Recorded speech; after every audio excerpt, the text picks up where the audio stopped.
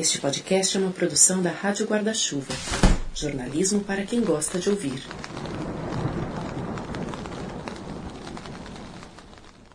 Essa abertura que você ouviu, essa vinheta para usar o nome técnico, significa que o Põe na Estante agora faz parte da Rádio Guarda-Chuva, um espaço de podcasts feitos por jornalistas.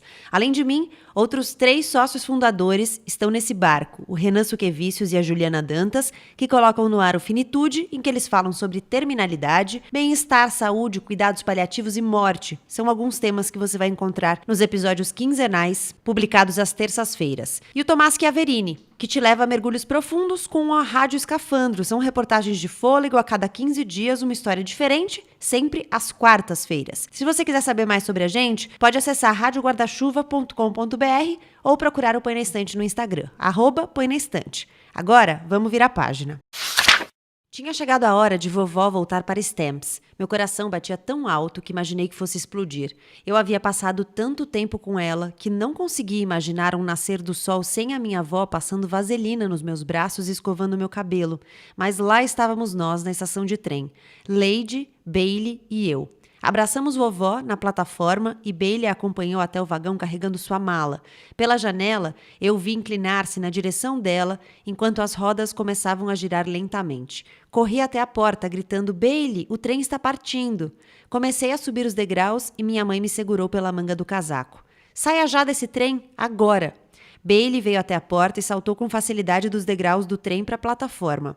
Ele abriu um sorriso largo. "Aqui estou eu." Virou-se na direção do trem, que estava ganhando velocidade. Acenou. "Tchau, mama. Boa viagem." Ele se virou para a mamãe em busca de aprovação e ela sorriu. Ele segurou na minha mão. "Vamos, Mai. Estamos perto de casa, né?" "É." Ele disse. "A gente se vê em casa, mãe. Vamos a pé. A gente se vê em casa." Ela respondeu. "Certo." "Sim." Ele a chamava de mãe, mas estava voltando para casa a pé comigo. Eu estava acostumada a fazer tudo o que Bailey queria e sabia que ela ainda precisava se acostumar com Bailey levando todo mundo na conversa. Ele começou a correr e fui atrás dele. Estava feliz por ter meu irmão e uma mulher de quem eu estava começando a gostar, quem sabe até a amar. Talvez a vida acabasse entrando nos eixos, afinal. Esta é uma das autobiografias de Maya Angelou. A escritora, cineasta, ativista americana nos leva à sua infância e à sua adolescência para começar, para que conheçamos desde o princípio a relação que ela criou com 2 mães, a biológica e a avó paterna, que a criou na primeira infância, depois que os pais dela se separaram. Nem o pai nem a mãe se sentiam capazes de criar 2 filhos, no caso, Maya e o irmão, que ela tanto admira, Bailey, e os enviaram para Stamps, no Arkansas, onde vivia a avó. Quando Maya tem 13 anos, ela e o irmão precisam voltar a viver com a mãe em St. Louis, no Missouri. Em meio à volta a uma cidade grande, em um contexto de segregação racial, essa garota tenta superar o abandono para reconstruir o vínculo com a mãe, mulher que ela descreve como símbolo de elegância, beleza, força, assertividade e determinação. Mamãe e Eu e Mamãe foi escrito quando Maya Angelou já tinha 80 anos. E é ele o tema do 7º episódio do Põe na Estante, que já começou.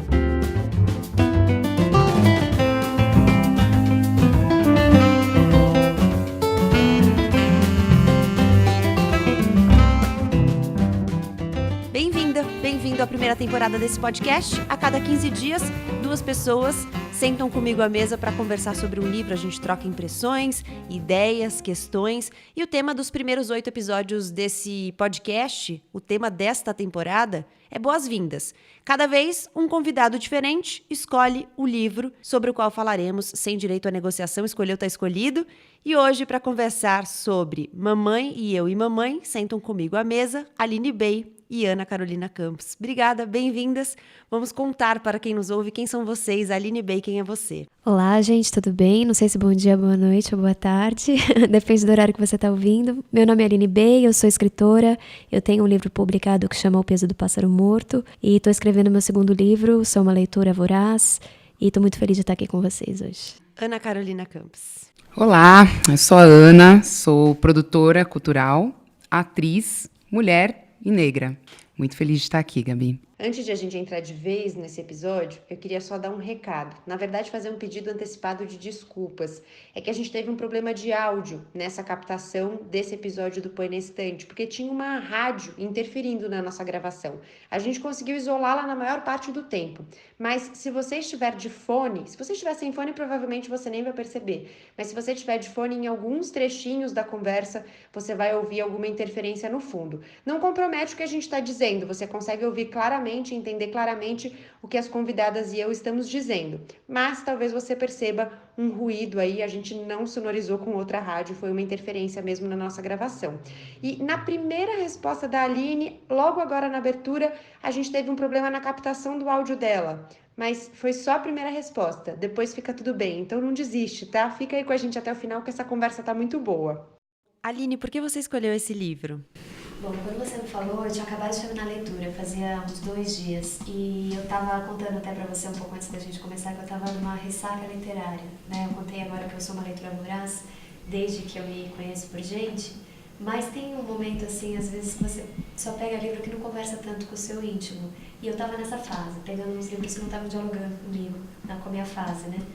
E aí eu tenho um Kindle. Eu tava ali, né, olhando algumas coisas, aí eu vi o livro da Ada Maia, falei, faz tempo que eu tô querendo ler essa autora, né? Aí eu falei, vou começar, só pra dar uma olhada no que tem. Aí eu comecei a ler, mas assim, rapidamente comecei a me emocionar. Ao começo, né, a primeira frase que ela fala do que é o Mercúria, eu já falei, pronto, acabou mesmo. E eu tenho vindo numa leva excelente, assim, a Maia abriu uma porta de autores incríveis, então quando você me convidou, eu falei, só pode ser ela mesmo, não tem outra. O que te pegou mais no livro, Ana? Bom, acho que eu posso citar duas questões principais. Primeiro é a questão da família. Eu acho que é algo que eu venho abrindo essa portinha recentemente, né? O que é família? O que representa para mim? A minha mãe, meu pai, enfim.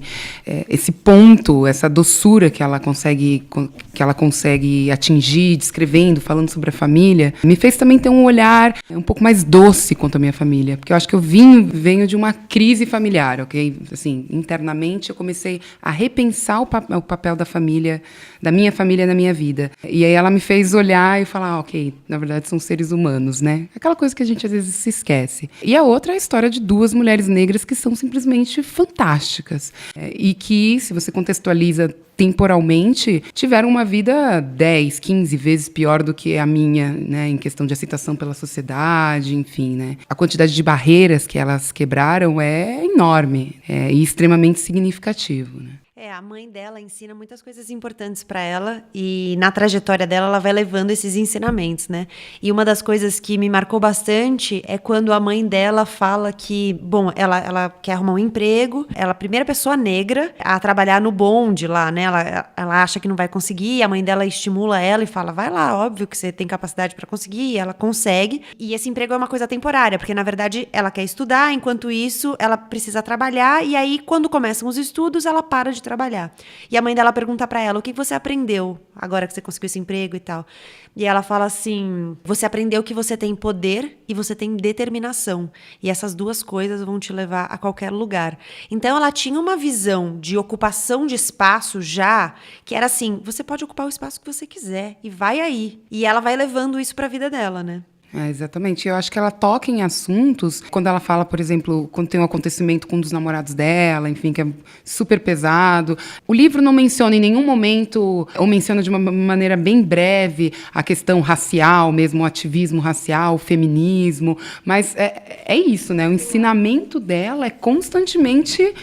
É extremamente atual o que ela faz, mesmo sem saber, mesmo sem um conhecimento teórico, talvez, uma palavra-chave para aquilo, ela ensina mais de uma maneira muito contundente, ó. O que você pode ser, só você pode dizer, né? Enfim, você não tem limites. É muito bacana isso.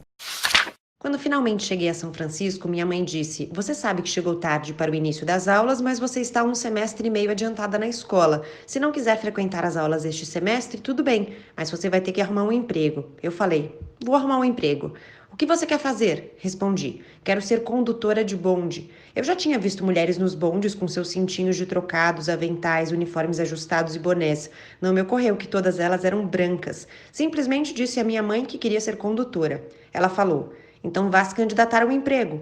Fui ao escritório da empresa, mas ninguém sequer quis me entregar uma ficha de inscrição. De volta para casa, contei tudo à minha mãe. Ela perguntou, por que não? Você sabe por que não quiseram te entregar uma ficha? Sei, porque sou negra. Ela perguntou, mas apesar disso, você quer esse emprego? Quero. Ela disse, então corra atrás. Você sabe pedir boa comida num restaurante? Vou te dar dinheiro para isso. Esteja no escritório antes de as secretárias chegarem. Quando elas entrarem, entre e sente. Leve um daqueles seus livros russos, grossos. Eu estava lendo Tolstói e Dostoiévski. Aí, quando elas forem almoçar, vai almoçar também, mas deixe que elas saiam primeiro. Faça um almoço rápido, volte e esteja lá antes delas voltarem. Foi exatamente o que eu fiz. Foi uma das experiências mais repugnantes, horríveis e estranhas de que eu consigo me lembrar. Conheci algumas das garotas da George Washington High School e já tinha ajudado algumas delas com a lição de casa. Elas haviam se formado no ensino médio e conseguiram um emprego no escritório no qual agora eu estava sentada. Passavam por mim rindo, fazendo caretas e beicinhos, zombando dos meus traços e do meu cabelo. Sussurravam palavras terríveis, pejorativas por causa da minha cor. No terceiro dia, senti vontade de ficar em casa, mas não consegui encarar Vivian Baxter. Não podia confessar que eu não era tão forte quanto ela imaginava. Levei aquilo durante 2 semanas, até que um homem que eu nunca tinha visto antes me chamou até sua sala. Perguntou, por que você quer um emprego na companhia de trilhos urbanos? Respondi, porque eu gosto de uniformes e gosto de pessoas. Ele continuou, que experiência você tem? Fui obrigada a mentir. Fui motorista da senhora Annie Henderson em Stamps, Arkansas. Minha avó poucas vezes entrara em um carro na vida, tampouco tiveram um motorista. Mas eu consegui um emprego e os jornais declararam: Maya Johnson é a primeira pessoa negra americana a trabalhar nos bondes. Infelizmente, mais tarde um homem foi até a sede do jornal e disse que eu não era a primeira pessoa negra a trabalhar ali, que ele trabalhava lá havia 20 anos. Ele passava por branco. Foi despedido. A empresa explicou que foi por ele ter mentido ao se candidatar ao emprego. Tem uma coisa que ela ensina pra ela também, a mãe ensina pra Maya, né? Que por ela ser mulher, ela precisa resolver tudo. Então ela fala, você precisa dar conta de todas as suas questões, de todas as suas coisas, porque você é mulher e ninguém vai te dar o direito de não dar conta. E além do que, é como se você precisasse se provar ali, né? Se você precisasse garantir o seu lugar também dando conta das coisas. Então tem várias situações que ela coloca isso e em um dos momentos ela fala diretamente, por ser mulher você precisa dar conta das suas coisas. A Vivian, pra mim, ela é uma personagem... O mais a legal... Vivian é a mãe, né? Que eu não falei o nome dela ainda. Vivian Baxter. Vivian Baxter. O mais legal é que ela é uma personagem e ao mesmo tempo a gente sabe que ela foi uma mulher que existiu, que é a mãe da Maya Angelou mesmo. Então, isso dá uma esperança, porque é uma mulher tão forte, ela não fraqueja em nenhum momento. Eu acho que eu chorei em muitas partes do livro, mas eu vou dar um salto, depois eu volto, mas é muito bonito ver a trajetória dessa mulher tão forte. E naquele último momento, quando ela já está perto da morte, você vê ela fragilizada finalmente, porque eu às vezes tenho isso, tem pessoas que eu olho que tem uma força tão grande que eu acho que a pessoa nunca vai morrer, que eu acho que a morte nunca vai alcançar essa pessoa. Eu não consigo imaginar essa pessoa numa cama. E é muito o caso da Vivian, assim, e como ela pega essa trajetória desde que ela mora com a mãe aos 13 até o fim, né, da vida delas juntas, é muito bonito ver o quanto a morte acaba pegando todo mundo. Foi uma reflexão que eu não consegui não fazer. Mas o que importa é quem você foi em vida mesmo, assim, essa trajetória dessa mãe. E uma outra coisa que eu queria pontuar para nossa discussão é o quanto essa mulher, ela não tem arrependimentos ou culpas, ou pelo menos não fica tão claro. Porque, bom, ela deixa esses filhos irem morar na casa da avó paterna. E tem aquele momento, né, ela chama, a Maya chama ela de Lady, né? E tem aquele momento que ela e o Bailey estão ali querendo perguntar por que ela abandonou. E aí ela decide falar, senta aqui, gente. Ela sempre que ela quer falar uma coisa séria, ela fala, senta, senta. Você já sabe o que vem, lá vem, né? Aí ela pede pro marido dela e pra um funcionário, um empregado que eles têm, né, saírem pra ela conversar com os dois. Mas ela conversa sem crise. É tão bonito o jeito que ela coloca. Eu não daria conta de ser mãe de vocês naquele momento. Então era melhor pra vocês, foi melhor pra vocês isso que eu fiz. E se entende. Isso não volta mais em assunto. Eles superam. Eu também achei isso maravilhoso, porque olha, a quantidade de terapia que eu precisei pra entender que às vezes naquele momento da vida passado eu não tinha ferramenta pra agir de outra forma, pra fazer de outro jeito, e ela não passou pela terapia, ela descobriu isso de um jeito muito assertivo, porque ela fala isso com muita segurança, que era assim, foi o melhor pra vocês, inclusive, porque se eu tivesse sido mãe de vocês desde que vocês eram pequenos, teria sido um desastre. É tipo assim, me agradeçam. Inclusive, parece que ela fala assim, me agradeçam, porque eu fiz o melhor pra vocês. E realmente eles acreditam nisso, porque ela tem razão, assim. É uma mulher, é impressionante. É uma clareza, né, nos sentimentos, que é isso mesmo, às vezes a gente não sabe nem expressar porque a gente não sabe o que está sentindo. Quando entramos em casa, minha mãe falou: Maia, mostre o quarto do seu irmão e o ajude a pendurar suas roupas. Ela não precisava me dizer o que eu podia fazer pelo meu irmão. Andei em direção às escadas.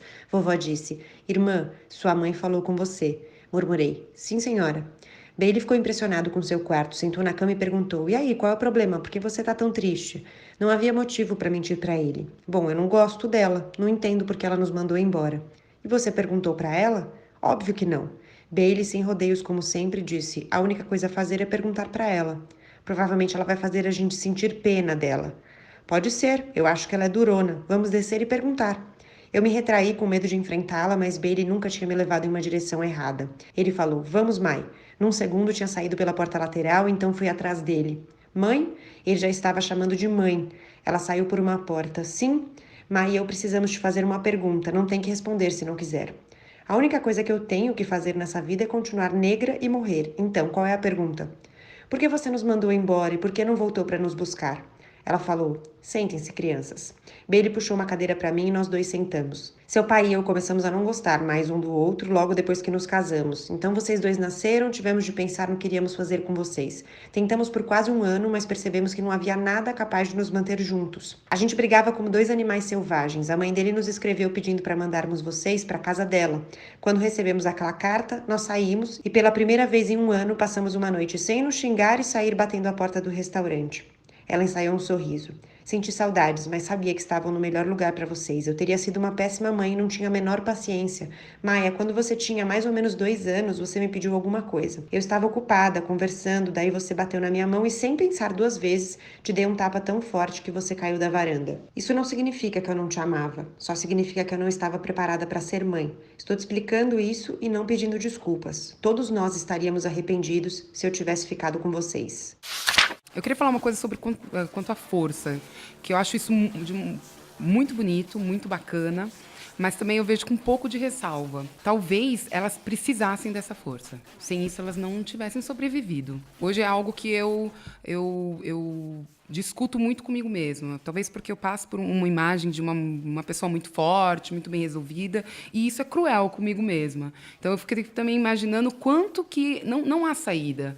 A Maia nasceu em 1928, se eu não me engano, né? Se você é uma mulher negra nesse momento, nessa época, e talvez ainda hoje em dia, talvez não, muito provavelmente, dependendo de onde você está, enfim, do contexto, você tem que ser forte. Você não tem escapatória. Senão você não sobrevive. Não é uma escolha. Não é uma escolha. É muito bonito de ver. E nos dá força também.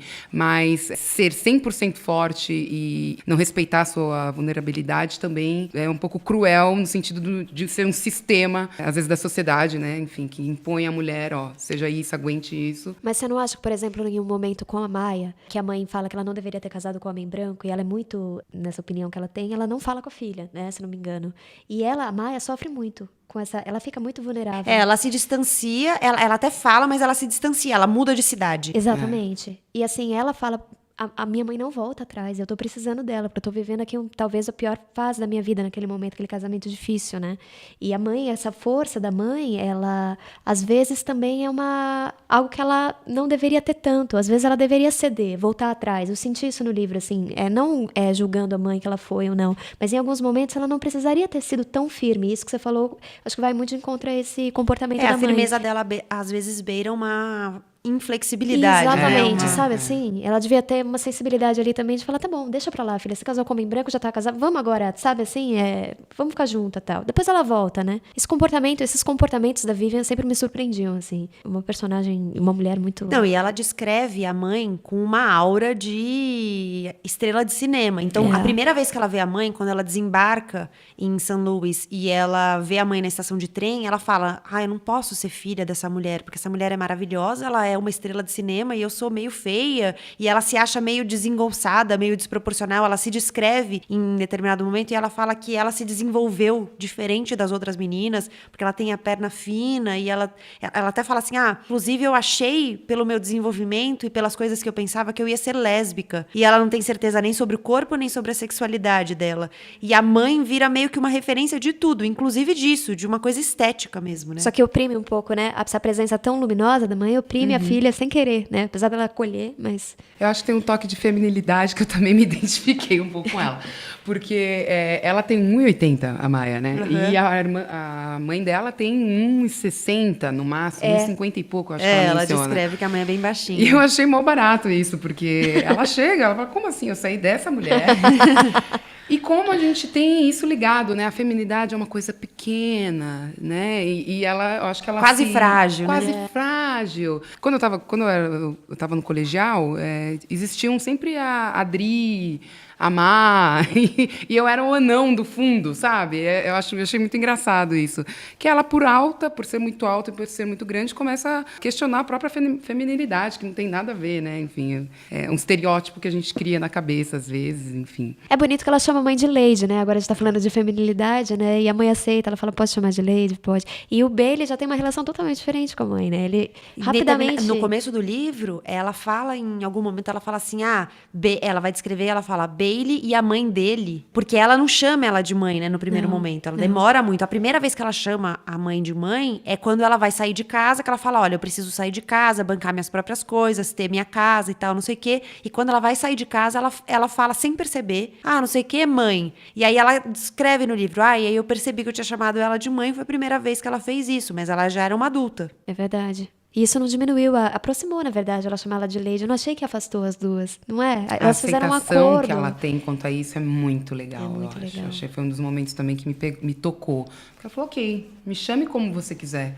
O meu papel não muda, né, na verdade. Não, e ela até fala, inclusive eu acho esse nome muito bonito. Comecem a me chamar assim agora, porque fala pros outros da casa, né? Exato. Comecem a me chamar assim agora, porque eu gosto muito desse nome. É verdade. E tem uma coisa que eu acho muito bonita na mãe, que é a música, né? A potência da música no corpo da mãe. Ela dança sempre, né? E a Maia, ela olha aquilo e fala, como tem uma mulher dançando na minha sala, com essa felicidade toda. O que é isso, né? Porque a Maia vem ali de uma adolescência, de uma dificuldade de encaixar, uma timidez, né? Um não pertencimento. E a mãe é essa mulher que ocupa espaços. E é muito louco pensar que a mãe é a pequena e a Maia a grande, e a Maia com o tamanho que ela tem ali naquele momento, ela não consegue dar conta desse tamanho. Então ela fica, você entende essa dimensão de corpo? Bonito isso. Às vezes até, justamente por ela ser tão grande, ela sentisse que ela tinha que se espremer ali pra se encaixar ou caber nos lugares, né? É verdade. E de repente ela descobre que não, que ela tem uma potência ali, só que ela demora pra descobrir essa potência. Apesar de toda a força que a mãe tenta transmitir pra ela demora pra descobrir que ela é uma potência e que ela tem direito a um lugar inteira, né? Com 1,80 que ela carrega e com toda a luz que ela carrega. Exato. Mas quando descobre também ninguém segura, Meu né? Deus, né? Nossa Senhora! Quando descobre, amém. Nossa Senhora, que muito mulher. legal. Eu estava ansiosa por não ter me desenvolvido como as outras meninas. Eu não tinha seios realmente fartos. Tinha uns montinhos no peito, mas nada substancial. Minhas nádegas eram retas, minhas pernas eram muito finas e muito compridas. Minha voz era grave. Para aumentar meus desgostos, eu achava que quando crescesse seria lésbica. Tinha lido um livro chamado O Poço da Solidão, supostamente escrito por uma lésbica. Ela era extremamente infeliz e suas amigas lésbicas também eram. Meu vagaroso desenvolvimento físico me levava a pensar que eu poderia me tornar lésbica e infeliz. Com certeza, não era o que eu desejava. Por outro lado, nem todos os meninos estavam atrás apenas de garotas bonitas. Alguns deixavam claro que gostariam de fazer amor comigo, ou pelo menos ir pra cama comigo. Eram apenas adolescentes, e era fácil ignorá-los. Mas também tinha o Baby, que morava a um quarteirão da minha casa. Ele tinha 19 anos e era muito bonito. Eu me apaixonei perdidamente por ele. Durante semanas, imaginei como seria me aninhar em seus braços. Sua abordagem costumeira era: "E aí, Maia, quando é que você vai me deixar provar um pouco dessa gostosura alta e comprida?" Um dia eu estava passando por ele, parei espontaneamente e antes que ele pudesse falar, eu disse: "Oi, Baby, ainda quer um pouco dessa gostosura alta e comprida?" Ele quase deixou cair o palito de dente da boca, mas ele logo se recompôs. "Claro, vamos lá." Ele tinha um amigo com um quarto que poderíamos usar. Não quis saber porque eu agora resolvera ir com ele. Na verdade, seguimos em silêncio no trajeto pelos poucos quarteirões até o casarão típico de São Francisco. Ele tinha a chave e abriu a porta. No quarto, não houve beijos nem preliminares. Nada de afagos ou sussurros, nada disso. Só abaixa as calças. E depois, sexo. Uma coisa bem forte pra mim no livro é essa construção do vínculo, porque a Maia, ela consegue superar o abandono, porque foi um abandono, né? A mãe deixou os dois, e ela consegue superar esse abandono pra construir uma relação extremamente intensa e verdadeira com aquela mãe. Isso pra mim foi uma coisa muito tocante no livro, porque você falou, né, Aline, ela começa falando sobre o amor, ela fala o amor cura e liberta. E ela acredita nesse amor como uma ferramenta mesmo de libertação, e ela realmente fica claro que esse amor era muito sincero, porque as palavras que ela usa pra descrever a mãe e a relação das duas me tocaram bastante. É verdade, mas isso também não quer dizer que elas não tiveram momentos muito traumáticos, né? Aquele da chave, que ela volta tarde, que ela...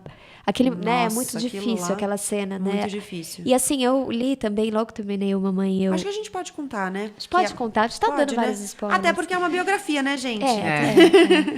Porque, se eu não me engano, né? Porque eu sou muito imaginativa também quando eu leio. Às vezes eu coloco criações minhas no meio. Se eu estiver viajando, vocês me avisam.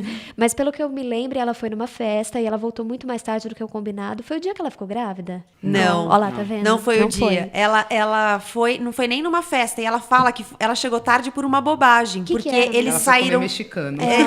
Basicamente foi isso.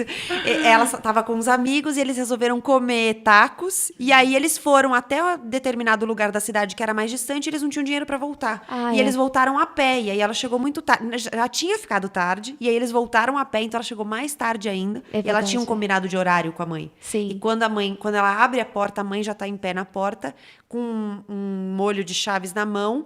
E a mãe bate com o molho de chaves no rosto dela. E ela fica inchada, deformada, né? No dia seguinte, inclusive, ela fala: minha mãe olhou pra minha cara e se assustou e me pediu 1000 desculpas e tal. Mas é muito forte essa parte mesmo. Muito forte, nossa. E o Bailey também teve uma reação assim: bom, eu vou embora, você bateu na minha irmã e tal. Ele fala pra Maia, né? Maia, vamos embora. Vamos embora, acabou e tal.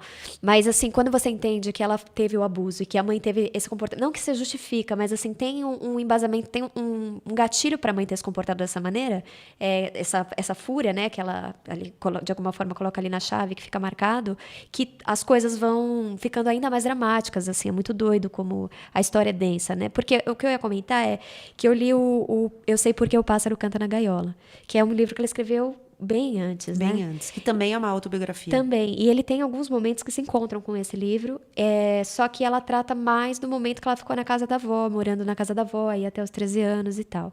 E esse ela foca bem na relação da mãe. Só que ela, no abuso que ela sofreu pela primeira vez que ela foi na casa da mãe, porque esse livro Mamãe e Eu, ele começa quando ela tá num segundo momento que ela tenta morar com a mãe. Não é a primeira vez que ela vai para essa casa, né?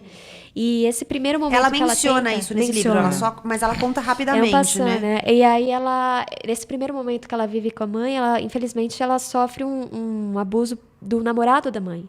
Então ela retoma para casa da avó por conta disso. E quando ela volta, e nesse livro fica esse silêncio, assim, a gente sabe que ela foi abusada, a gente sabe que rolou um estupro, que ela era uma criança, mas a gente ainda não... Então foi muito bom, assim, eu até sugiro para quem está escutando a gente, uma leitura complementar, assim, eu acho que O Pássaro e a Mamãe são livros que, se você ler junto, a história fica ainda mais com caldo, e, enfim, é muito bom. E ela, Eu Sei Porque o Pássaro Canta na Gaiola, ela detalha mais esse estupro que ela sofreu, né? Ela detalha muito mais. E aqui, ela passa tão rápido, eu também fiquei com essa sensação que eu falei, nossa, ela fala como se nada. E, na verdade, foi um estupro. E uma coisa muito pesada, assim. E tão pesada que ela descreve que ela ficou sem falar, e no outro ela descreve melhor, mas ela ficou sem falar porque o estuprador foi morto e ela achou que era culpa dela, porque, bom, ela contou que ela foi estuprada e aí as palavras dela podem matar. Foi a associação que ela fez como uma criança. Então ela para de falar. Ela para de se comunicar, ela para de falar. E isso no outro livro é muito mais detalhado. E aí você entende que, de fato, não foi uma coisa que passou batida. Não. Porque nesse livro, às vezes, eu fiquei com essa sensação, uma angústia, assim, de... Nossa, mas passou batido, assim... Como assim você conta que você foi estuprada em uma linha e depois você muda de assunto, sabe? Eu fiquei com essa também impressão. Fiquei curiosa. Eu fiquei, nossa, o que será que aconteceu? Eu também fiquei com essa impressão. Não que atrapalhou a leitura, mas assim, eu fiquei, nossa, mas peraí, deu um dado aqui que, pelo amor de Deus, o que é isso, né? E ela era uma criança. E o meu incômodo foi mais nesse sentido do silêncio mesmo. Porque eu falei, nossa, mas isso não é um assunto na família, sabe? Isso não é... Ninguém comenta. Tema, né? Ninguém fala sobre isso e tal. E esse silenciamento que me deu uma angústia. É verdade. E a mãe, ela teve alguns namorados, né? Assim, dentro desse livro também, não é sempre o mesmo namorado. No final do livro, ela tá no quarto marido. E ela até fala, né? A Maia fala que é o marido preferido dela, que ela encontra nele realmente uma figura paterna que ela nunca teve. Ela chama ele de pai, né? Ela chama ele de pai. É verdade, né? O pai biológico dos dois, né? Dela e do Bailey, aparece nesse livro. Aparece. Mas de uma forma muito rápida e também numa experiência muito ruim. Porque ela vai passar uns dias na casa do pai. A madrasta dela é super hostil. Inclusive corta ela. E ela vai embora. Ela fala, eu vou embora, eu vou voltar pra casa da minha mãe. Só que ela sabe que se ela voltar pra casa da mãe com um corte, o bicho vai pegar. E ela fala, não, vou esperar cicatrizar. E ela fica na rua. Ela vai pra um ferro velho e fica no ferro velho dormindo dentro de um carro com outras adolescentes ali que estavam nessa situação também de rua. E não volta, porque se ela voltar vai ser o ó. E ela fica lá pra esperar e na hora que o corte cicatriza, ela fala, não, agora eu posso voltar.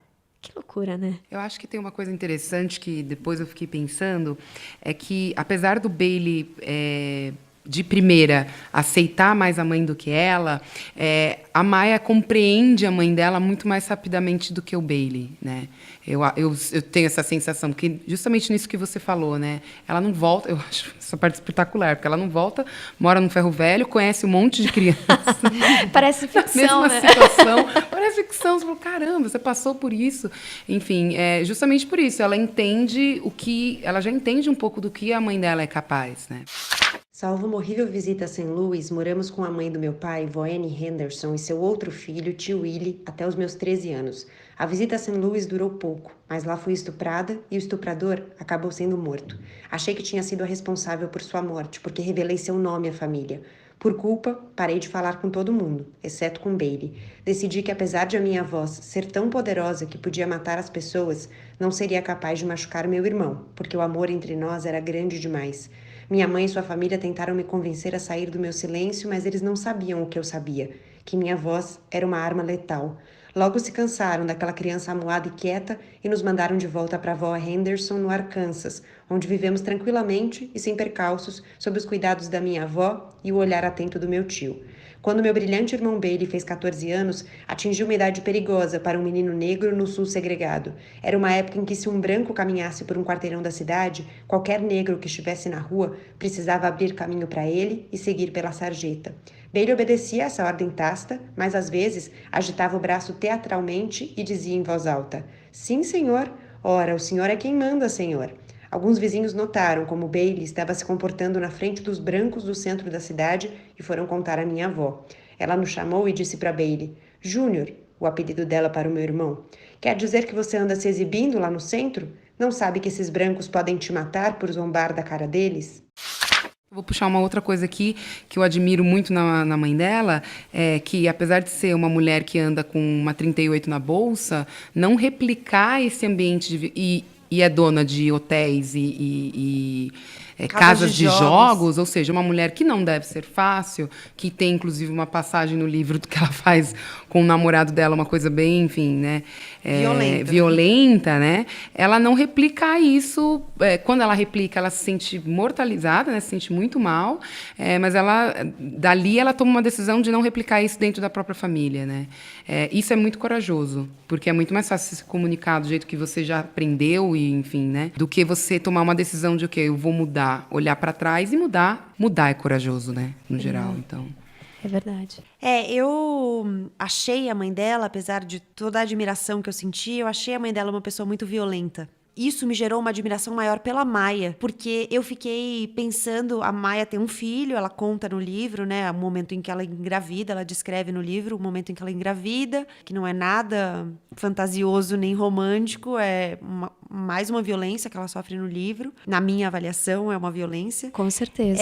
E ela não reproduz com o filho a violência que a mãe tem. E a mãe, eu não acho que ela lê a mãe com violência. Talvez por isso ela não reproduza no filho a violência que a mãe, de alguma Isso é forma, verdade. emite. Eu acho que você tem toda a razão. Ela idealiza muito a mãe. Idealiza demais, é verdade. Demais, demais. Então, assim, a mãe dela é perfeita, ela não vê isso. Você tem toda a razão. Você pegou um ponto bem sutil, mas muito, muito forte do livro. Você tem razão. Uma coisa que eu fiquei pensando muito, agora falando dessa maternidade dela, porque ela fica grávida em silêncio, né? Ela demora pra família descobrir que ela tá grávida. Praticamente ela já tá quase tendo o bebê quando ela conta pro padrasto Não, que ela tá grávida. o padrasto acha que ela tá de 3 semanas e faltam 3 semanas pro bebê nascer. E aí eu exatamente. fiquei pensando, eu falei, nossa, mas que invisível que ela era dentro da casa pro padrasto. Porque como é que você não como percebe assim? 8 meses de gravidez, sabe? E uma garota de 18 anos, é 18 anos que ela Gente. tem na época, né? Ou seja, Porque pra facilmente mim, pula do corpo, né? Porque pra mim a relação da mãe e da filha tava tão idealizada pela Maia, que tá ali narrando, que você fala, não, essa mãe é perfeita. E aí ela tá grávida e a mãe não nota. Então você...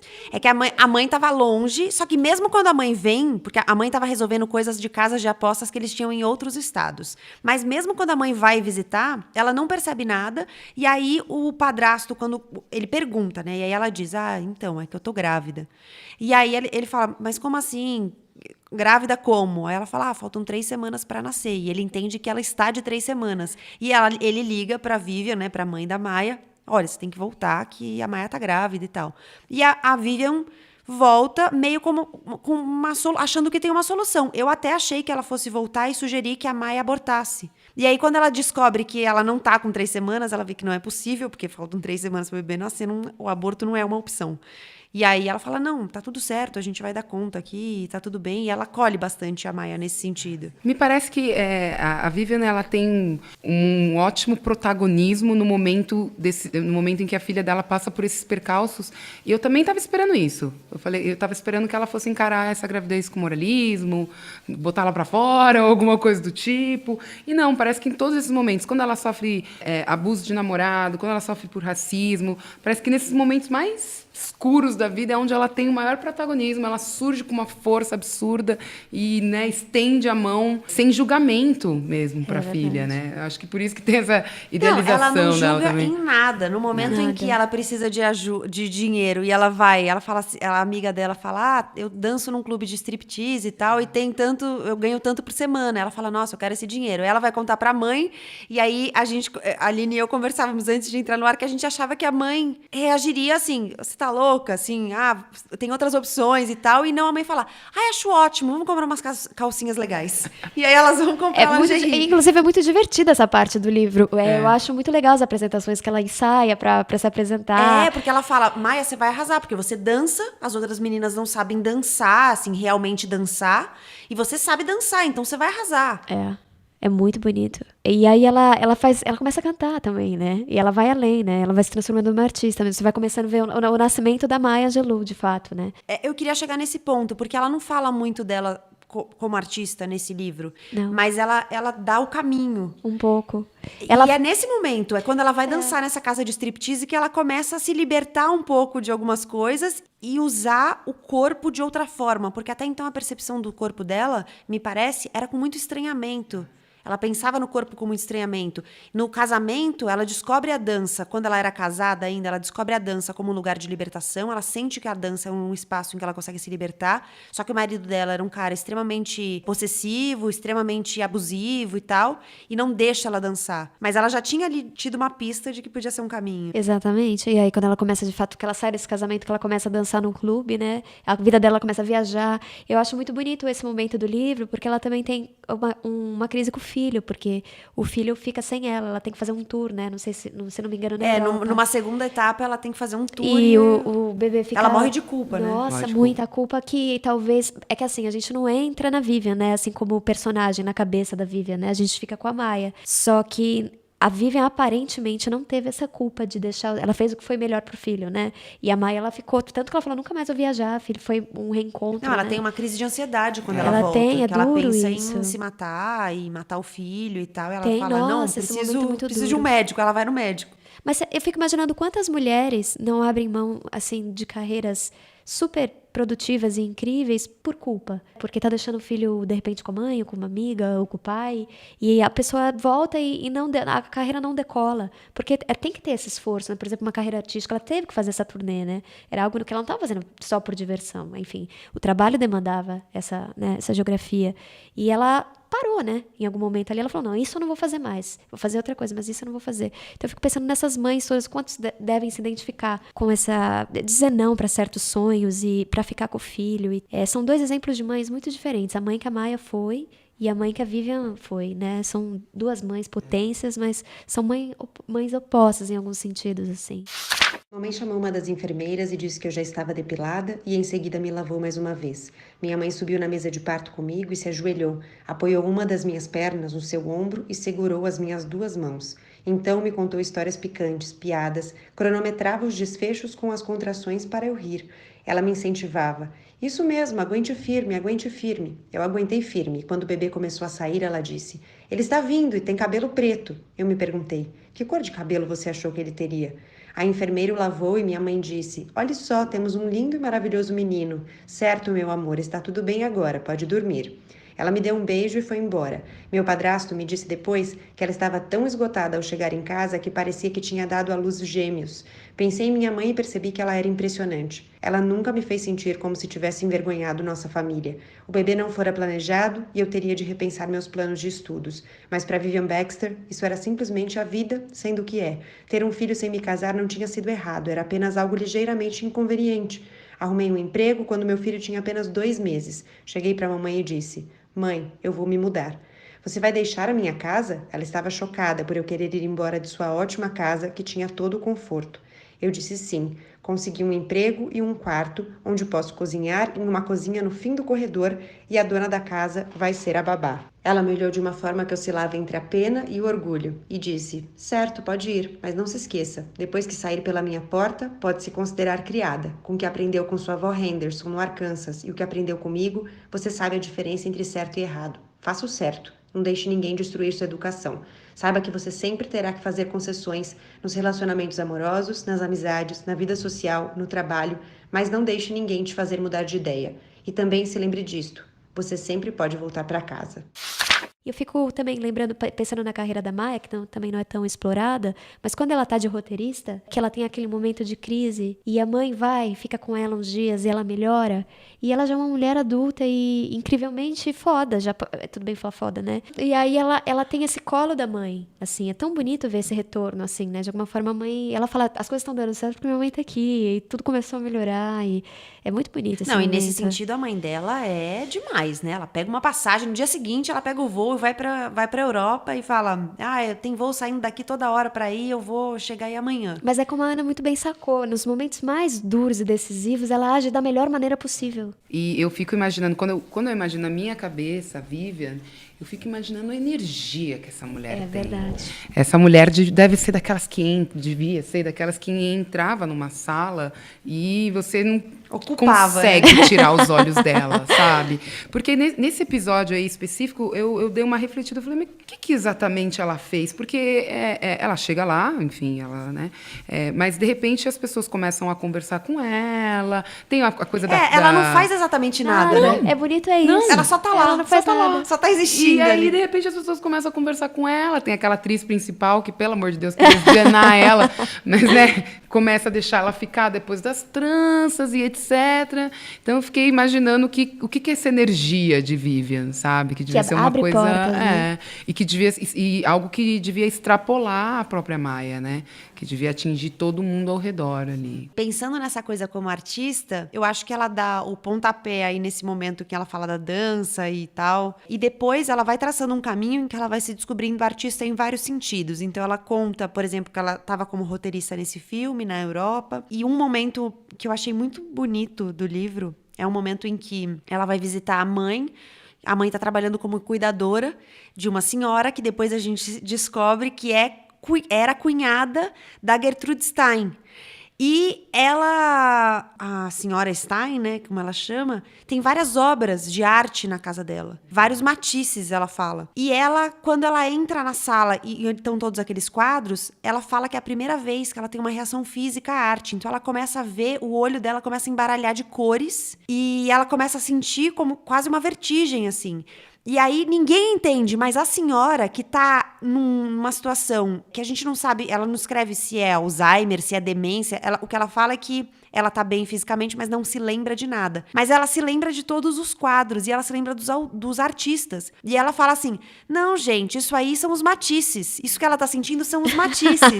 Lindo isso. E eu achei isso tão bonito e eu fiquei pensando, será que foi ali que ela entendeu que ela era uma artista? Porque em vários momentos eu senti que ela questiona. Será que eu sou uma artista? Será que eu não sou? Eu não consegui pegar muito bem qual é o momento. Eu sei que ela termina o livro sabendo que ela é. Mas eu fiquei pensando em que momento ela se descobriu como artista. É um belo apontamento. Eu acho que é uma grande cena pra ela descobrir ali. Pelo menos no livro funciona muito bem assim, né? Na vida a gente sabe que é um pouco mais arrojado que isso. Às vezes a gente não tem o grande momento pra sacar a grande resposta, né? Mas eu sinto que a dança é um começo. Mas eu acho que esses Matisses aí vêm coroar lindamente a percepção dela como artista, né? Eu sempre acho que o artista é um bicho sensível, né? Extremamente sensível. E a trajetória da Maia é muito sensível, né? O que ela observa, eu acho que a memória dela, né? Você vê que a memória dela é muito mais conta sentimento, enfim, né? E eu acho muito legal essa passagem do livro. Muito legal, né? Eu acho que aquilo ali, na verdade, eu não sei se eu não diria que ela se descobriu ali, mas acho que aquilo culmina, toda uma pesquisa dela, enfim, né? Culmina naquela visão ali, né? E eu acho muito interessante, porque não é todo mundo que passa por isso na vida, de ter uma reação física a algum tipo de arte, né? Mas eu acho que todo mundo deveria. Olha, eu vou dizer que eu tive uma vez. Eu estava no Museu do Prado, em Madrid, e eu entrei na Sala Negra do Goya e eu vi o quadro, que eu esqueci o nome agora, mas ele é bem famoso, que é... Como é o nome? Não é Zeus, não é... Enfim, é ele comendo o filho dele, assim. Foi, a reação que eu tive foi tipo... meu Deus, ele vai, tipo... Parece que ele estava pulando em cima de mim. E, ao mesmo tempo, eu fiquei olhando para aquilo. Em vez de correr, eu fiquei olhando para aquilo uns bons minutos, assim. Tipo, eu tive também. Então, o meu também foi em Madrid, mas não foi no Museu do Prado. O meu foi no Reina Sofia, foi vendo a Guernica, do Picasso. Nossa. Quando eu entrei naquela sala, eu juro, o meu olho começou a chorar sozinho. Tipo, eu não tava chorando, mas o meu corpo... Maravilhoso. Foi engraçado isso, porque foi uma sensação de que eu não tava comandando aquele choro. Simplesmente eu comecei a chorar. E eu fiquei 40 minutos naquela sala. E cada vez que eu tirava o olho do quadro e colocava o olho no quadro de novo, eu via uma coisa diferente. E foi a primeira vez também e única que eu tive uma reação física à arte. Gente, só pra voltar, desculpa, preciso mencionar. É Saturno Devorando um Filho, o nome do quadro. E um belo título, né? Eu acho, se a gente se permitir, eu acho que todo mundo poderia. Mas o ato de se permitir é grande parte do que é um artista. A maioria das pessoas a gente não se permite por rotina, enfim, por não abrir a cabeça e tal. Então, o ato de se permitir a ter essa reação a algum tipo de arte já é grande parte da construção do ser humano que é um artista, assim. É verdade. Nossa, que bonito isso. Nunca tinha pensado nisso. Porque, enfim... artistas. Não, eu acho que é por aí mesmo. Eu acho que isso faz todo sentido, porque a gente vai bloqueando coisas da nossa sensibilidade por motivos vários, inclusive pela rotina, como você mencionou. Mas também por outros, né? Por medo. Por medo, porque você não quer se espelhar naquilo ali. Eu já vi muita gente que eu vejo que é meio desconectada. Mas não, eu não entendi. Não é que você não entendeu, você não... E a arte não tem um entendimento fixo, né? Certo e errado, né? Certo e errado, exatamente. É simplesmente você... Uma reação, às vezes, psicológica de eu não quero me envolver com isso. Eu não quero ter essa abertura, como eu disse. Eu não quero ter o meu sentimento, de alguma maneira, expressado por causa da pintura de um cara de 1840, entendeu? Tipo... Tá falando de mim aí? Quem é esse cara aí? Que isso, entendeu? Então... mas é porque se você se abre, se você se envolve, e aí isso tem tudo a ver com o livro, você fica muito vulnerável, né? E se envolver dá muito trabalho. Se envolver com uma obra, com uma pessoa, criar um vínculo, criar uma conexão, dá muito trabalho. E quando você não tem disposição para sair do lugar, você não quer mesmo fazer essa abertura. E acho que isso tem tudo a ver com o livro, porque uma coisa que a Maia tem é disposição para criar conexão. Nossa, total. Muito. E a Vivian também, né? Enfim, o jeito que ela... É impressionante. A maneira dela, né? A maneira dela, mas assim, eu sinto que as duas estão sempre se conectando e é isso, né? Depois que ela começa a dançar, de repente a vida dela faz né? É muito significativo. É gigante. Porque então... o corpo é algo que incomoda, né? É algo que ela sempre pontua. E ela tá sempre em comparação, seja com a mãe, seja com as outras meninas. Então... Não, e as violências dela passaram Claro, pelo corpo, né? claro. Então tem essa marca grande aí. A dança, então, você pegar, transformar essas dores em algo em movimento é muito significativo, muito simbólico. E é algo que ela fez, de fato, né? Mas antes de falar isso, eu queria pontuar duas coisas sobre essas coisas lindas que vocês estavam falando. Uma, sobre os quadros da Gertrude. Tem um livro do Hemingway, que é Paris é uma Festa, que ele narra que ele fica amigo da Gertrude, e uma das coisas que ele mais gosta de fazer, ir lá no apartamento dela, além de conversar, olhar os quadros. Então foi a segunda vez que eu tive acesso à sala da Gertrude pela literatura. Que legal. Eu li o livro dela e ela descreve, aliás, dá muita vontade de ser amiga dela, porque a turma ali, ela, o Picasso, o Hemingway, você fala, nossa, nada mal. Queria estar aqui. Queria, mas não deu. E outra coisa que eu ia falar sobre essa reação física, né, com a arte, aconteceu comigo uma vez e foi uma mistura de artes plásticas com literatura. Eu estava numa livraria sentada, assim, perto do Natal, e eu já tinha gastado todos os dinheiros que eu tinha e não tinha. E eu falei, eu não vou olhar pro lado. O meu namorado estava trocando um livro, e eu sentei lá no sofá e falei, eu não posso olhar, porque se eu olho, começa, né? Só que daí, na minha frente, assim, um pouco mais à frente, estava um livro, assim, posicionado, olhando para mim. Era um autorretrato da Charlotte Salomon, que é uma pintora judia, que morreu na Segunda Guerra grávida. E é um autorretrato dela, e o livro, né? E tava me olhando. Eu falei, que essa mulher tá... Eu tive que ir lá. E aí eu fui abrir o livro, e, bom, o livro é do David Foequinos, que é um francês, e ele conta a história dela através de diários que ela deixou. O diário dela chama Vida ou Teatro. E ela teve que pintar a obra dela muito rápido, porque ela estava nesse processo de Segunda Guerra, e ela era uma jovem pintora que tinha uma vida pela frente de muito talento. E a tela dela ali estampada no livro me fez realmente levantar e ir até lá e descobrir qual era a história, mas foi ela que me chamou. Então foi, acho que, uma das primeiras vezes que o quadro me chamou para algum lugar, dentro de um livro. Então foi muito louco. Você conversou com ela? Ela falou, você tem que vir aqui ler essa história. Eu falei, calma, eu tô indo. E tive que comprar. E comprei o livro com 0 dinheiros, mas comprei. Mas foi muito forte. E o livro eu recomendo, assim. Eu sei que a gente tá falando da Maia, mas só para 2 livros aí que eu recomendo. Esse Paris é uma Festa e Charlotte, do David Foequinos. Mas essa escolha que você fez, né? De levantar e falar, peraí, o que é isso que me instiga? Que é o que Isso é uma abertura, escolher, é uma né? abertura. Não tem como. Quando bate, assim, eu respeito. Porque não é toda hora, né? Eu respeito muito. Fui a Estocolmo para conhecer o diretor e a equipe de filmagem. Estava sentada no saguão do hotel quando um jovem rapaz afro-americano me avistou e veio correndo. Ele se ajoelhou. Maya Angelou, a senhora é maravilhosa. Você realmente é nosso Shakespeare e eu lhe agradeço por essa chance. Eu vou me sair bem e a senhora vai se orgulhar de mim. Eu lhe disse, não se ajoelhe, por favor. Às vezes as pessoas colocam as outras em pedestais para vê-las com mais clareza e derrubá-las com mais facilidade. Levante-se. Não, eu quero que a senhora saiba que acho que a senhora é nosso Shakespeare. Falei. Por favor, pare já com isso. Se você continuar de joelhos, vou me ajoelhar também. E se você se deitar no chão, vou me deitar no tapete. Por sorte, ele acreditou nas minhas palavras e se levantou. O elenco e a equipe tinham se reunido. Haviam escolhido um diretor sueco. Eu o acompanhei na busca de locações, as filmagens começaram. A estrela, exatamente como estava no papel, tornou-se uma verdadeira rainha do glamour. Sua maquiagem era extremamente profissional e as perucas luxuosas que ela usava flutuavam ao redor de seu rosto. Com o avançar da trama, ela de vez em quando retirava as perucas. Era linda de se ver. Por baixo da caracterização, seu cabelo estava trançado rente ao couro cabeludo, num estilo frequentemente usado pelas mulheres afro-americanas. Nenhum dos cabeleireiros suecos sabia como fazer aquelas tranças. Fui obrigada a ir ao set de manhã bem cedo para trançar eu mesma o cabelo da estrela. Gostei daquela oportunidade, pois assim podia ver de perto como se faziam filmes. Desenvolvi uma nova ambição. Desejava dirigir um filme. Todos os dias eu ia para a locação ansiosa por aprender mais. Ao final da 3ª semana, comecei a entender como se montavam as luzes e vi como era possível trocar de câmera para rodar as cenas. Em 1972, eu não conhecia nenhum lugar nos Estados Unidos onde uma mulher negra de 40 anos pudesse aprender a filmar, e fiquei feliz por aquela chance. No início da 4ª semana, a estrela contou ao diretor que quando eu estava no set ela ficava nervosa e que ela não conseguia atuar quando estava nervosa. Sentia muito, mas não me queria no set. O diretor, que imagino nunca tinha apertado a mão de uma pessoa negra antes, deve ter ficado entre o Mississippi e o Mar do Norte. Escolheu a saída mais fácil e pediu para que eu fosse para o set somente para trançar o cabelo dela, que em seguida fosse embora. Bom, a Maya Angelou é de nascimento Margaret Ann Johnson. Ela nasceu no Missouri em 1928, morreu em 2014 na Carolina do Norte. Ela tinha 86 anos quando ela morreu, então esse livro foi escrito quando ela tinha 80 anos, um pouco antes da morte dela. Foi um dos últimos livros que ela escreveu.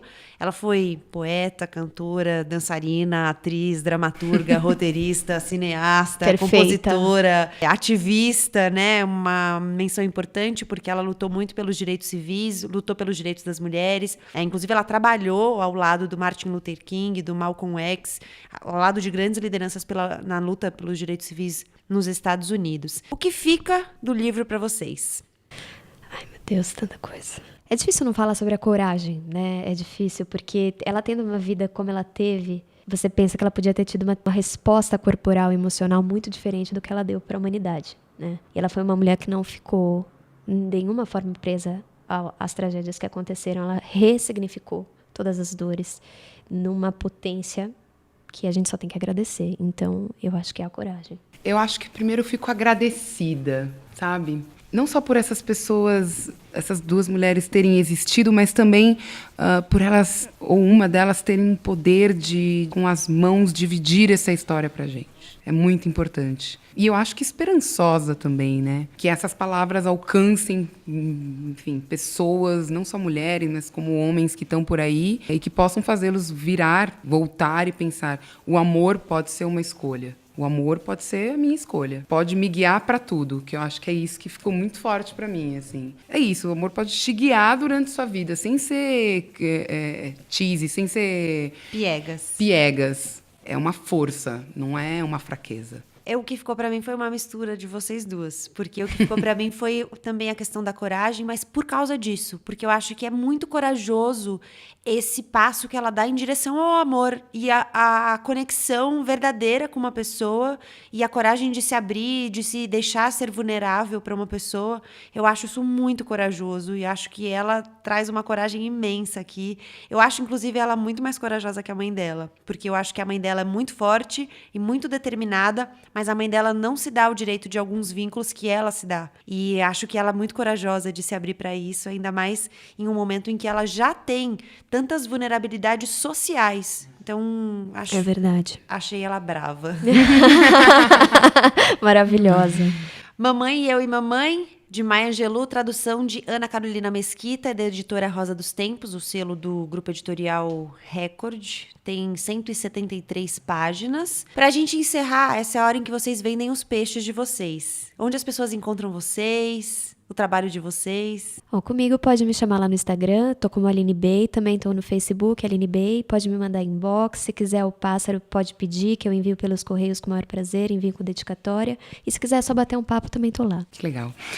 Bom, eu tô no Instagram como acampus, eu tenho 2 webdocumentários que vocês podem achar, que é o itinerânciasdoc.com.br e o expressopinheiros.com.br. Agora, em setembro, eu lanço o meu 3º documentário via IGTV, que é o Confiante, justamente falando sobre, como a gente falou um pouquinho aqui, sobre aceitação corporal. Foi gravado no Rio de Janeiro o ano passado e a gente lança no Rio de Janeiro dia 9 de setembro e dia 10 já deve estar aí nas redes sociais para todo mundo acessar. Esse foi o 7º e penúltimo episódio do Põe na Estante, dessa primeira temporada do Põe na Estante. A gente se encontra em 15 dias. Eu, Gabriela Maier, cuido da produção, do roteiro, da edição desse podcast. A captação foi do Sandro Badaró. A gente volta a se encontrar em 15 dias. Muito obrigada pela sua companhia e até lá.